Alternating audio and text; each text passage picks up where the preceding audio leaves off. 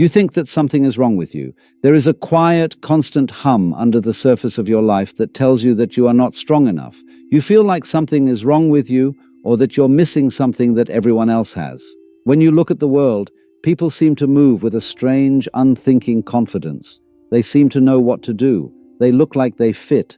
And you feel like you're always on the outside looking in. You think you need to be fixed. You think that if you could just locate the right book, teacher, system, or words, you could fix this big flaw that you have inside you. This feeling of being imperfect and insecure is like a stone in your shoe. It is there with every step. You try to play with them. You try to act like them, want what they want, and believe what they believe. But your words sound empty when you say them. Your excitement feels like a show, and when you're alone at the end of the day, it comes back. The sense of being a fake, the feeling of being broken. This feeling is the main pain that drives your search. You are looking for something, but you are looking for a cure for a disease you don't have. You are trying to fix something about yourself that was never broken, it was just real. Pay attention, hear the sounds of the world sleeping. It is a world where people are always performing, a world full of loud voices that want to be heard, but don't say anything. People are not connecting, they are hitting each other, they are sending, but they are not getting. Check out how they work. They run on complaints and gossip. They get together in small groups to talk about their limits. They talk about other people instead of talking about themselves. They complain about their jobs, relationships, and lives, but they don't do anything to make things better. The complaint itself is the goal.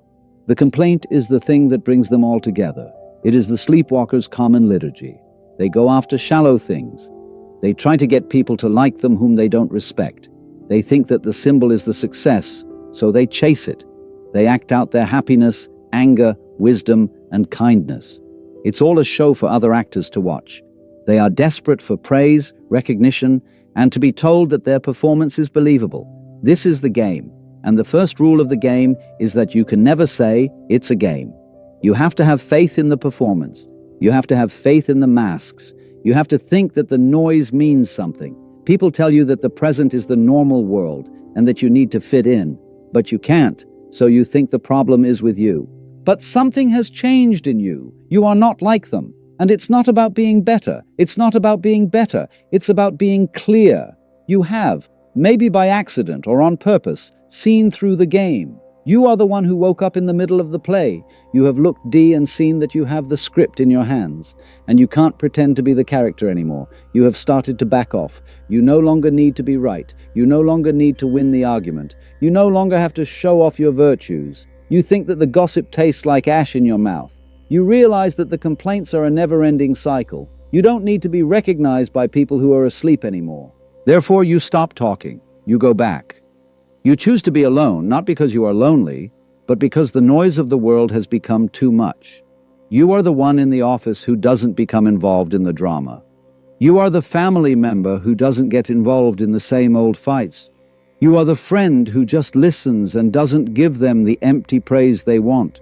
And to the world that is asleep, this retreat looks like a loss. Your silence makes you look weak.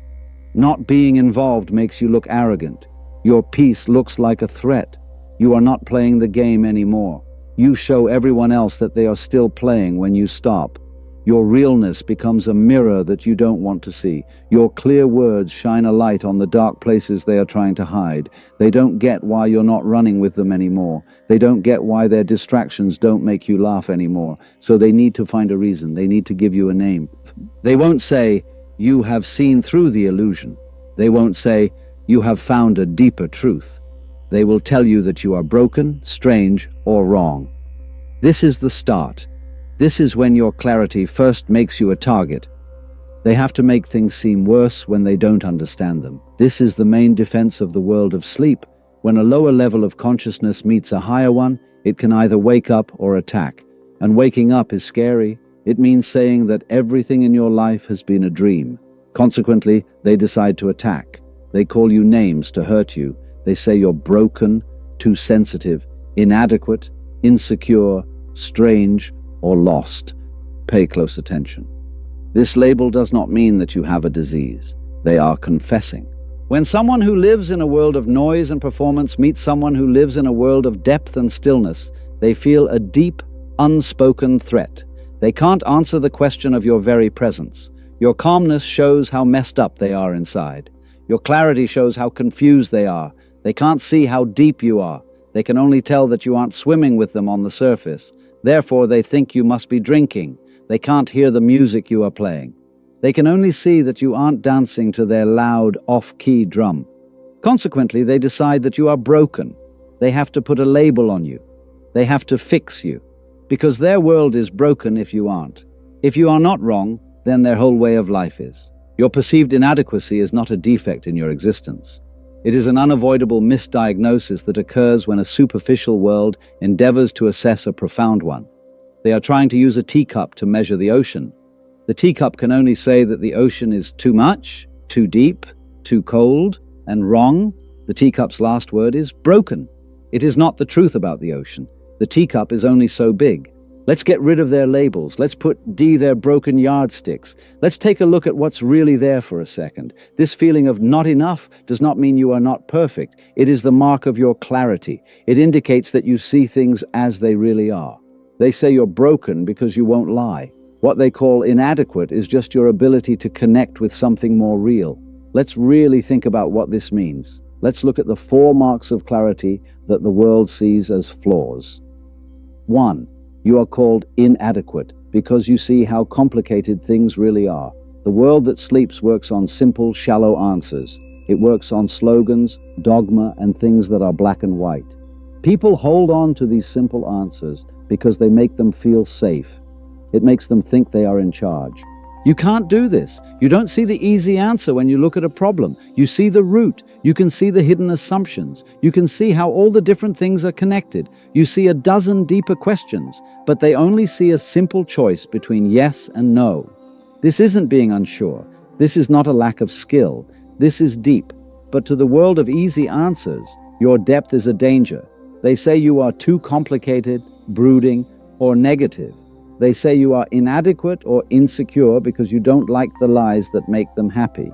Your clarity shows that their certainty is a lie. 2. People say you're too sensitive because you're smart.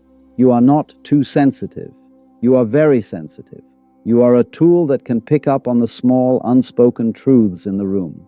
You hear more than just what someone says when they talk. You can hear the fear in their words. You can tell that their smile and their energy don't match. You can tell that they have an agenda behind their casual question.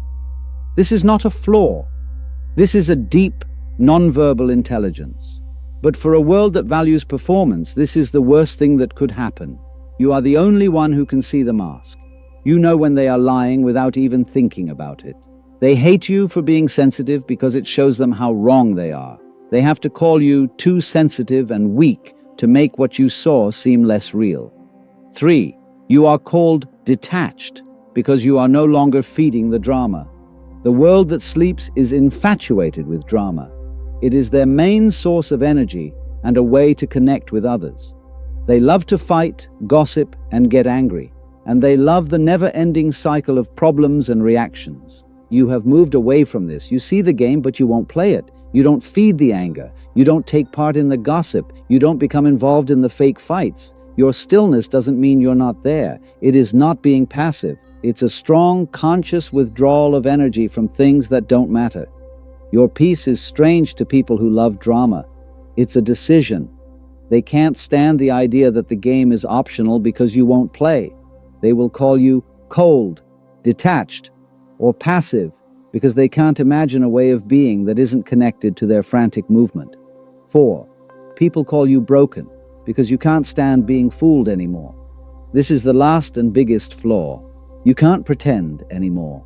You can't talk about things that are just agreed upon lies. You can't be excited about things that don't make you feel good. You can't agree with opinions that you know are wrong.